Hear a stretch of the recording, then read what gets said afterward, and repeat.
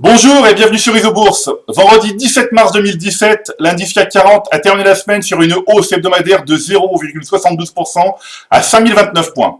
Le Nasdaq Composite, l'indice phare des valeurs technologiques, a également terminé la semaine en hausse de 0,67% à 5901 points. Passons tout de suite à l'analyse des marchés dans le logiciel Isobourse. Alors cette semaine, la première bonne nouvelle, c'est la décision de la Banque centrale américaine qui a été bien accueillie par les marchés financiers. Et la deuxième bonne nouvelle de cette semaine, c'est la clôture hebdomadaire du CAC 40 au-dessus des 5000 points pour la première fois depuis août 2015. Alors, à moyen terme, le CAC 40 évolue dans une tendance haussière depuis fin novembre 2016, date du croisement, ou plutôt mois du croisement haussier des cours de pression Isobourse 5 et 20 mois. À moyen terme également, le Nasdaq Composite évolue dans une tendance haussière depuis fin août 2016. Donc là, mois du croisement haussier des cours de pression Isobourse également. Donc, les deux indices sont positifs. La tendance est haussière à moyen terme. Alors, passons maintenant à l'analyse des positions du fonds Martin Morel Impulsion France, donc le fonds piloté par Isobourse. Alors, le fonds Martin Morel Impulsion France a gagné près de 1% cette semaine et a marqué un nouveau plus haut historique au-dessus de 460 €. Alors, au palmarès des plus fortes hausses du fonds cette semaine, la première place revient à De Richebourg avec un gain de 13%. Alors, on retrouve également des valeurs comme Prodware, Steph, Rémi Cointreau, Rexel, Jacquet Metal, Chargeur, donc dont la détection par le logiciel Isobourse remonte déjà à plusieurs mois. Alors, on va vérifier cela. Donc ici, De Richebourg, un signal depuis fin septembre 2016, un gain latent de 71%.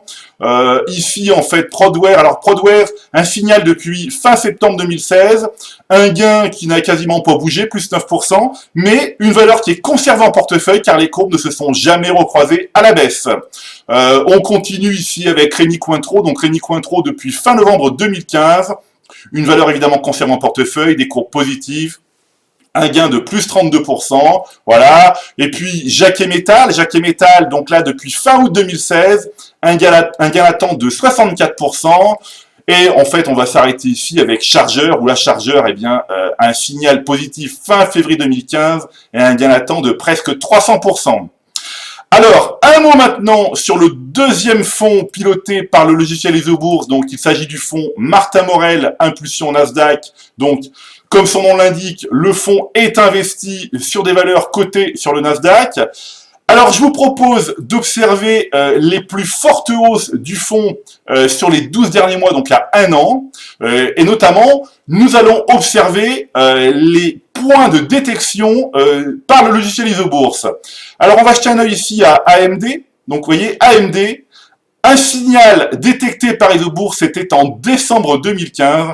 Un gain latent exceptionnel, 387%. La valeur AMD est toujours dans le fonds Martin Morel Impulsion Nasdaq. Alors, pour information, le fonds Martin Morel Impulsion Nasdaq, gagne 30% sur les 12 derniers mois.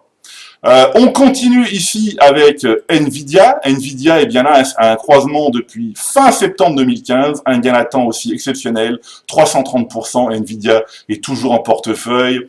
On pourrait continuer comme ça. On va passer ici à Micron Technology. Donc là, septembre 2016, c'est plus récent, un gain latent de 43%.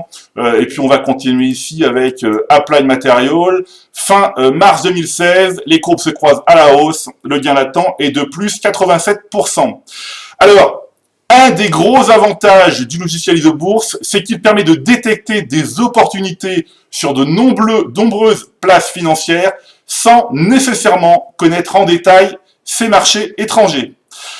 Alors, c'est maintenant à vous de faire le point sur vos valeurs en portefeuille avec Isobourse. Je vous donne rendez-vous la semaine prochaine et d'ici là, restez avec nous sur Isobourse.